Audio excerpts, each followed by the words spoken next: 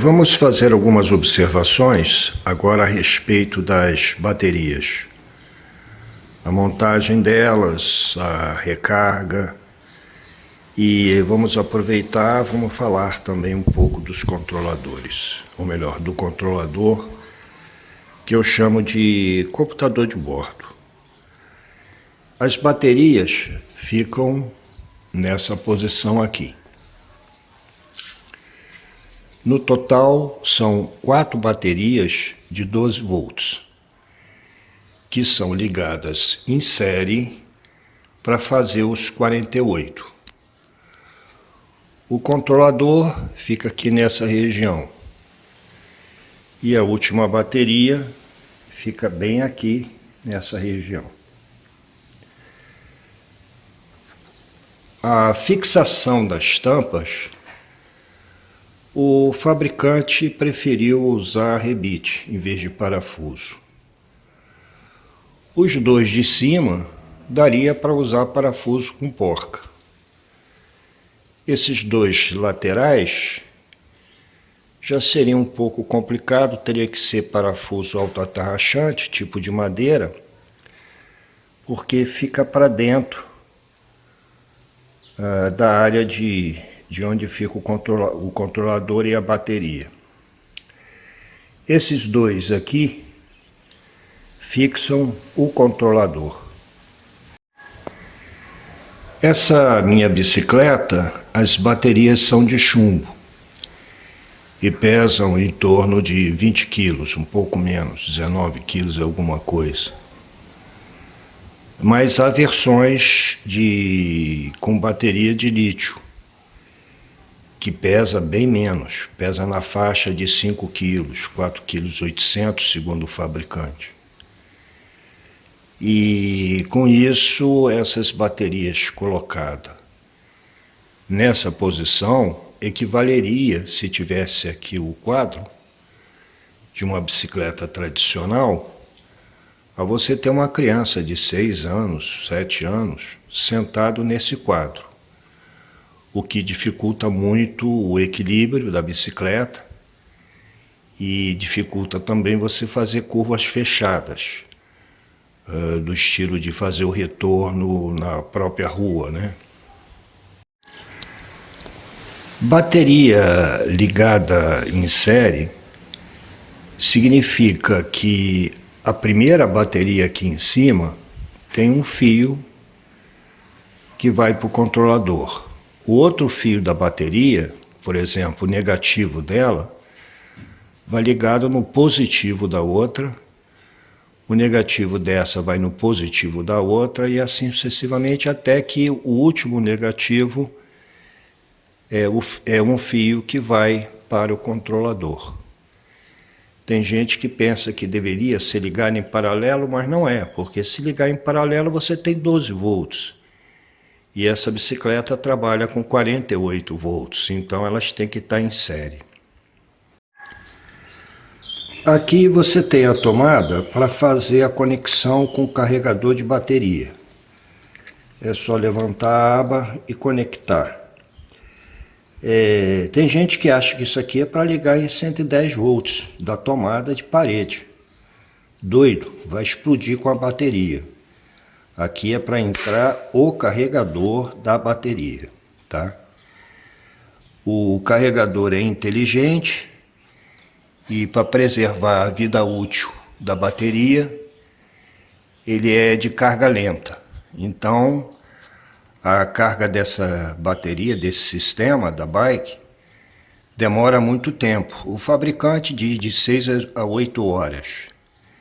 Eu estou tendo uma experiência de demorar em torno de 9 horas para carregar.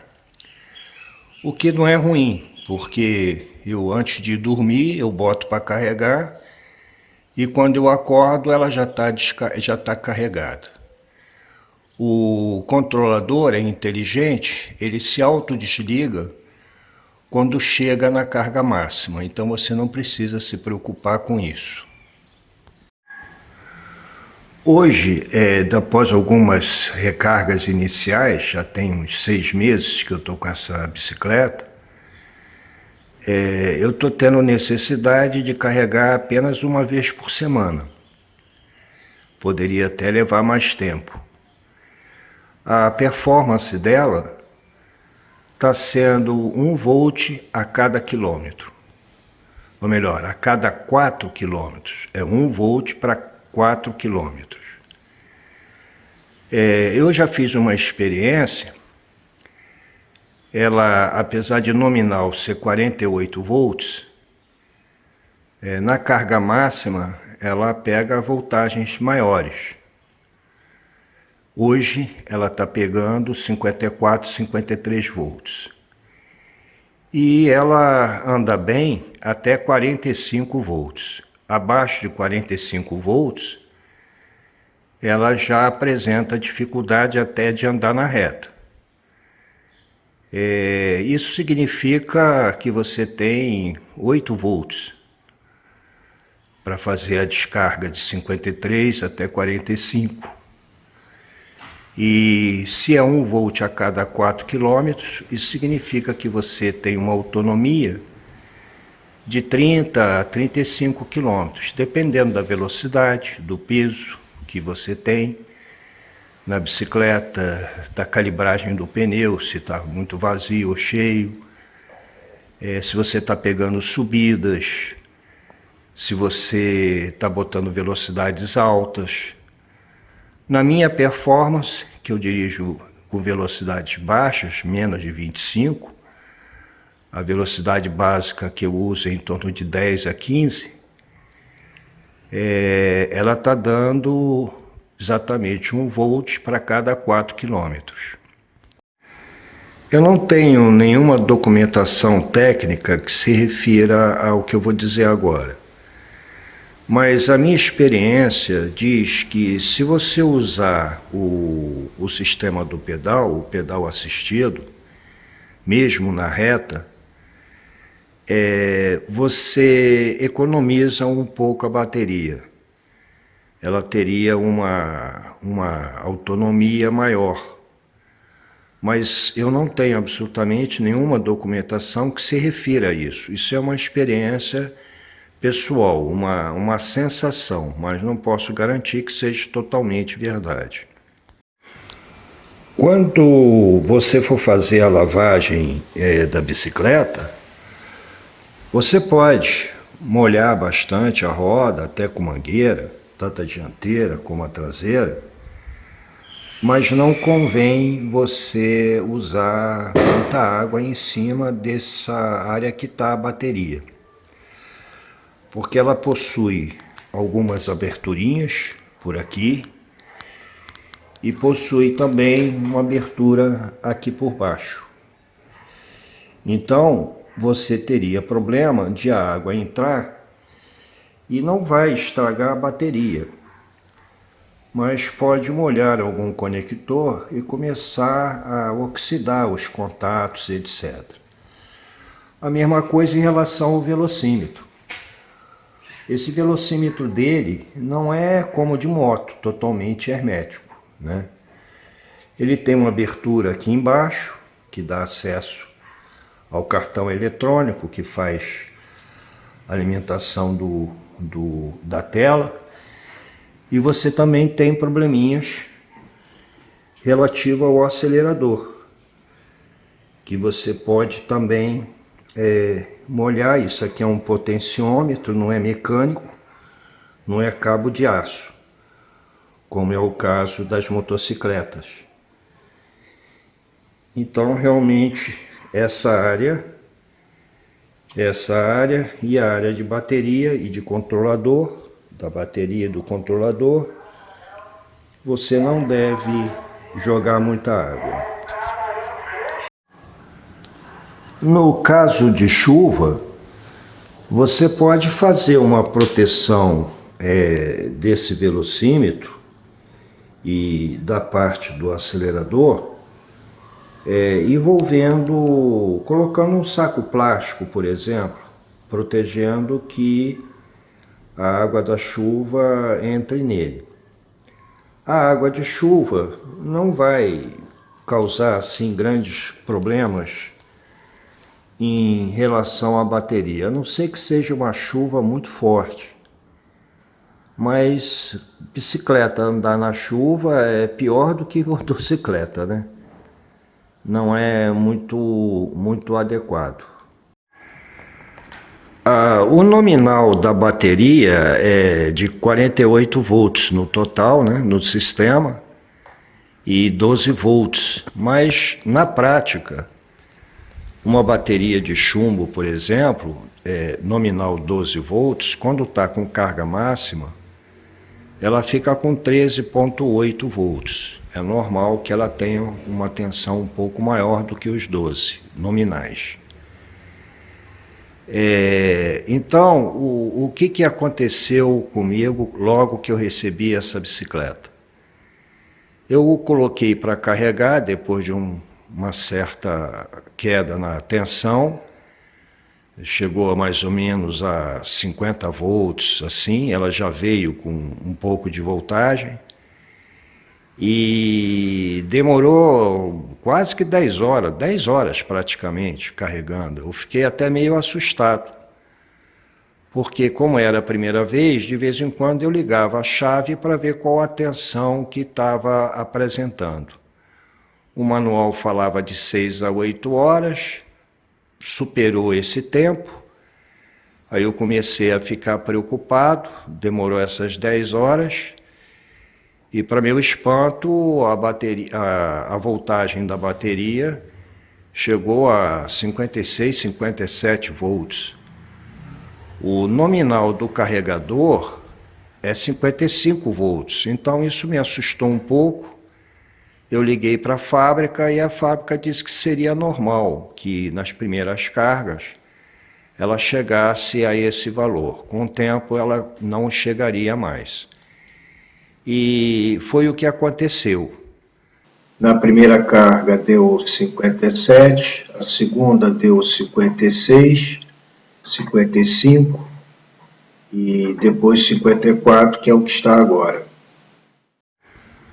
Durante a recarga da bateria, é normal que ela fique um pouco quente, morninha. Eu poderia fazer uma comparação dizendo que é tipo temperatura de leite para mamadeira de criança. É maior do que os 36, 36,5 do teu corpo, porque você sente quente. Mas não chegaria a ser uma temperatura de 38, 39, 40 graus. Você sente morninho, e eu faço esse monitoramento nessa região de cá e nessa região de cá.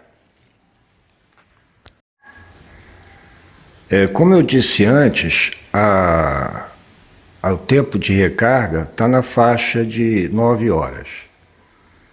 Eu boto para carregar quando eu vou dormir, quando eu acordo já está carregada e o carregador está desligado.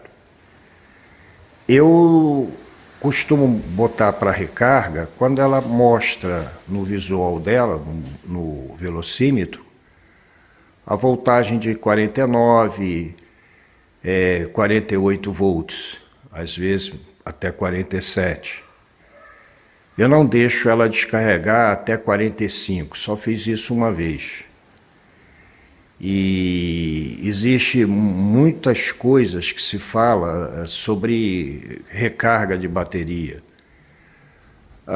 O que eu tenho na minha ideia como uma coisa certa é que bateria zerada, ou seja, totalmente descarregada, perde vida útil, podendo até danificar a bateria. Isso é uma coisa que se fala muito.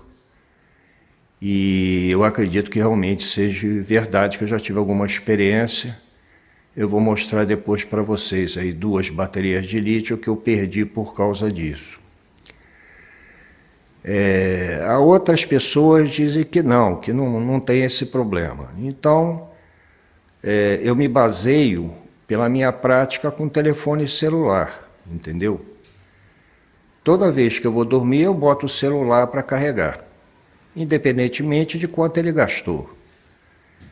E eu já tive celular que a bateria dele já tive não, tenho, só troquei de celular porque ele tem pouca memória, só de 8 GB. Então, com tantas recarga não, com tantas atualizações de programa, só do WhatsApp já não dava mais para instalar nada no telefone, né, no smartphone. Então tive que comprar outro. Mas esse smartphone que eu tenho ainda, ele já deve ter uns 4, 5 anos e a bateria até hoje está funcionando.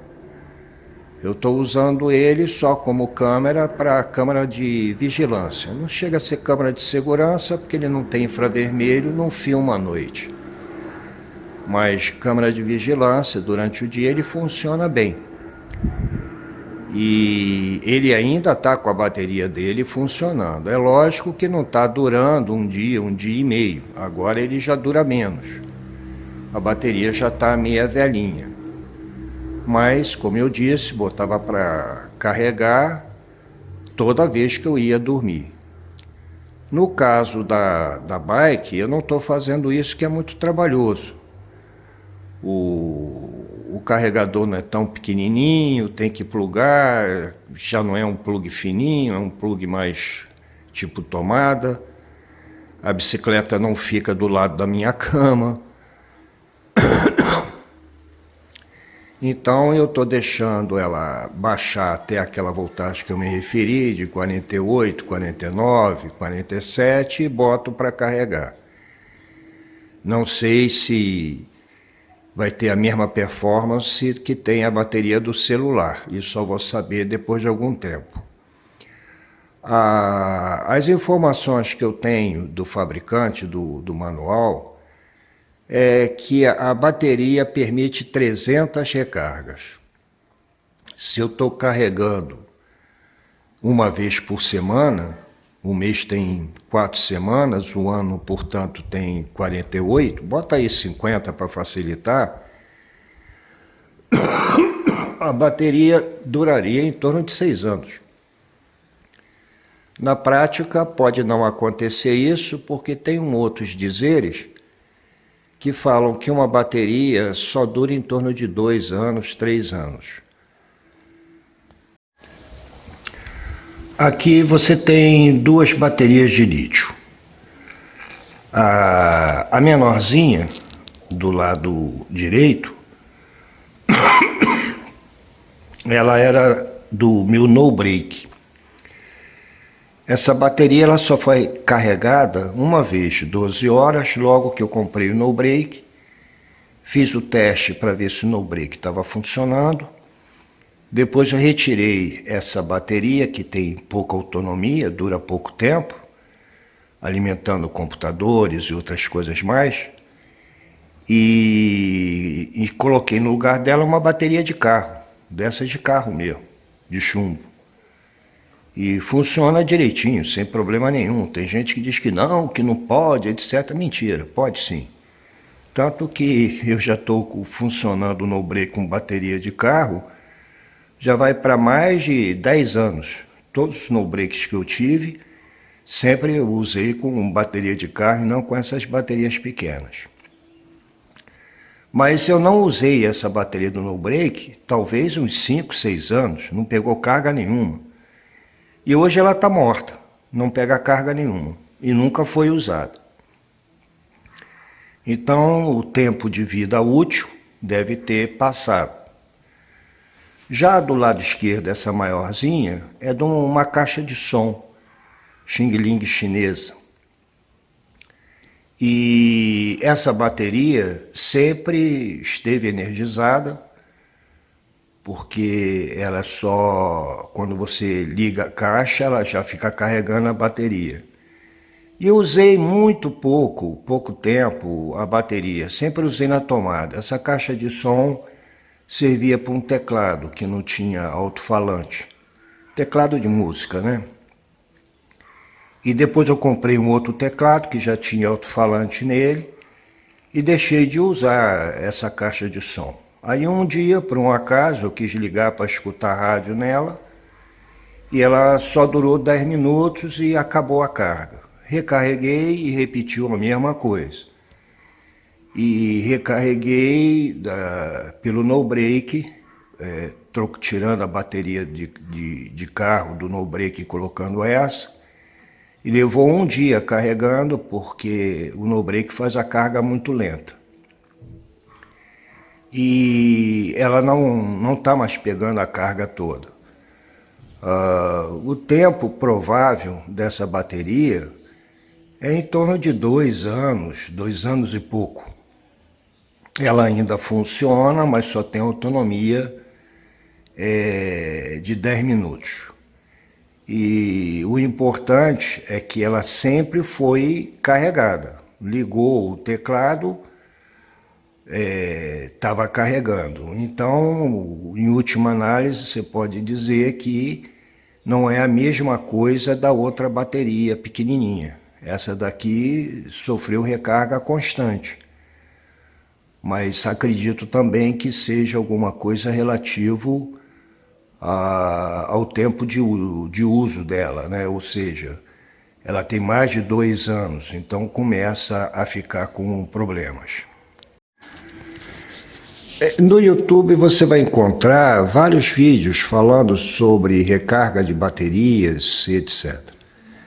Mas existem alguns conceitos que são totalmente míticos, errados. A bateria não é como uma caixa d'água. Você não coloca eletricidade dentro dela até ela ficar cheia.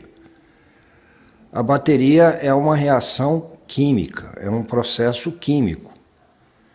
A bateria de chumbo é uma solução de água com ácido sulfúrico e a bateria de lítio e outras são à base de um gel, como se fosse uma pilha, por exemplo. A pilha também é à base de gel. Então, o que acontece na bateria, quando você está carregando ou você está descarregando, fazendo uso, é uma reação química. Por isso que quando você carrega, você gera um pouco de calor. Toda reação química gera calor. E o que acontece com o processo de carga, recarga, o gasto dela, etc., é que essa química vai perdendo a capacidade, esse gel e os elementos que fazem os polos positivos e negativos, vai perdendo a capacidade de fazer o processo interno químico. E com isso ela vai perdendo a capacidade de pegar toda a carga e dar aquela impressão de que ela está viciada. Ela apresenta a voltagem, mas ela não tem quantidade de energia elétrica para manter com durações de horas e vai por aí afora. É bem importante você ter isso como conceito. Não é uma caixa d'água que você vai botando eletricidade dentro da bateria. É uma reação química, tá? E as substâncias químicas e os elementos que fazem os polos é que vão se desgastando e perdem a capacidade desse processo. O custo dessas baterias, por exemplo, a de chumbo, para referência, eu estou em meados do ano de 2022, é em torno de, o conjunto das 4 baterias, de R$1.000 a R$1.200. E no caso da bateria de lítio, é um pouco mais caro, está na faixa de R$1.800 a R$2.000. Então, quando você tiver algum problema em relação a desconfiar que as baterias não estão eficientes, porque não pega uma voltagem maior do que 48 volts, ou não dura o tempo que estava durando antigamente, e você não está fazendo nada de diferente em termos de consumo, pode ser que uma só das baterias é que, por um acaso de fabricação ou coisa nesse aspecto, é que esteja perdendo a vida útil. Então, obrigatoriamente, você não precisa trocar as 4 baterias. O processo mais correto seria você fazer a carga total e ver a voltagem que mostra lá no visual do velocímetro. O que eu mais tenho visto no YouTube é voltagem de 52 volts, que é bastante coerente se você imaginar que uma bateria de 12 volts, em vez de 13,8, fica com 13 volts, 12 volts e meio. Então, se multiplicar por 4, vai dar próximo disso, 52, 51. Se ficar nesse valor de voltagem, já é um relativo bom sinal, mas não é ainda uma análise total. Então você anda e espera ela baixar 2 volts, por exemplo, 3 volts, então sair de 52 e ir para 49, 48. Aí você tem que tirar o tampo para ter acesso às baterias, desconectar as baterias que estão em série, quer dizer, polo positivo com polo negativo, soltar esses fios para que as baterias fiquem independentes, isoladas uma da outra. E fazer a mensuração da voltagem de cada uma delas. Em tese, ela tem que ter, as 4 baterias, tem que ter a mesma voltagem, seja de 13, 12,5, 12,6, 12,7, elas teriam que ter as mesmas, a mesma voltagem, todas elas. Mas pode acontecer que uma delas não apresente voltagem igual à das outras, apresente uma voltagem mais baixa. Então, essa bateria que está com voltagem mais baixa do que a das outras, é a bateria que está perdendo vida útil. Então, você não precisaria trocar as 4 baterias, basta trocar uma só das baterias. Para finalizar essa parte das baterias elétricas, aqui próximo do pedal, você tem esse conector. Esse conector é o que vai lá para o motor. Todos os outros conectores estão protegidos. Estão aqui dentro, né, da área onde fica a bateria. Mas esse tem que ficar do lado de fora. Porque para tirar a roda, você tem que desconectá-lo. Senão você não consegue tirar a roda. Eu juro a vocês que eu passei uma fita isolante para protegê-lo. Mas pelo que eu vejo, a fita já não está mais aí, já caiu. Isso é para evitar que umidade entre dentro do conector e danifique os contatos. Por esse cabo passa vários fios, que são justamente os fios que vão alimentar o motor e vão retirar informações lá do motor para que o controlador possa fazer o seu processamento, o seu trabalho adequado de não só informar a velocidade, mas saber se está girando para frente a roda ou se está girando para trás por causa do pedal assistido. São várias informações a respeito. Então, eu acho que é conveniente dar uma proteçãozinha a mais aqui para evitar que a umidade acabe danificando os contatos dos conectores. Pelo que eu vejo, vou ter que fazer de novo. Para finalizar essa parte sobre baterias, vem aquela pergunta: qual a bateria, que fabricante que eu uso? Olha, não acho que não tem muita recomendação nesse aspecto, não.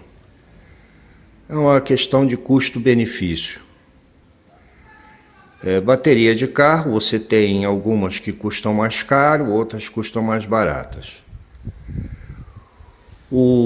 Depende do fabricante. O que você tem que prestar atenção é a voltagem, que é 12 volts, e a característica de amperes hora.